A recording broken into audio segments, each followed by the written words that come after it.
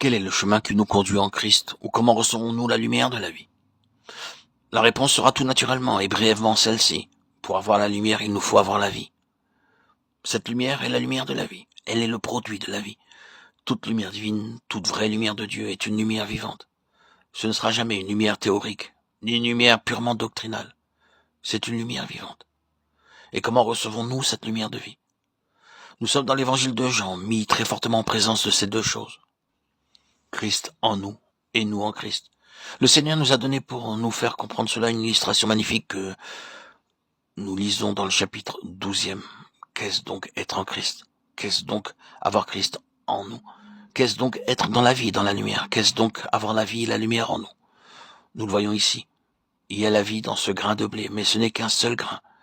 Je voudrais que la vie qui se trouve dans ce seul grain entre dans toute une multitude de grains, dans des grains assez nombreux pour couvrir toute la terre. Comment vais-je le faire? Eh bien, dit le Seigneur, mets-le en terre, qu'il tombe en terre et qu'il y meure, qu'il tombe dans la terre noire et que la terre le recouvre. Qu'est-ce qui va se passer? Il commencera aussitôt à se désintégrer, à se désagréger, à se dissoudre quant à sa propre vie solitaire, individuelle et personnelle. Bientôt, un germe sortira de terre et une tige apparaîtra. Enfin, il y aura un épi lourd de grains de blé. Et si je pouvais réellement voir la vie et regarder dans ce grain de blé, je verrais cette même vie qui était dans ce premier grain, se trouver maintenant dans chacun des grains. Je sème ensuite 7 épis, je sème ainsi peut-être 100 grains, et j'en aurai 1000 ou 10 000. Je les sème encore. Et ils se multiplieront 100 fois ou 1000 fois, jusqu'à ce que la terre en soit remplie.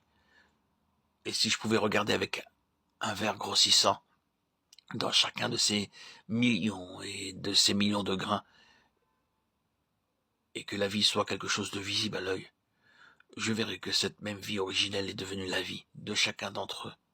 C'est la réponse. Comment cette vie entre-t-elle en nous, cette lumière de vie?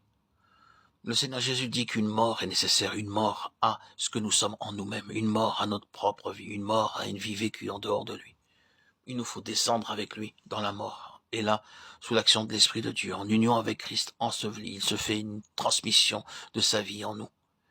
Et lui-même ne réapparaîtra plus semblable à un seul grain de blé, mais comme multiplié en chacun de nous.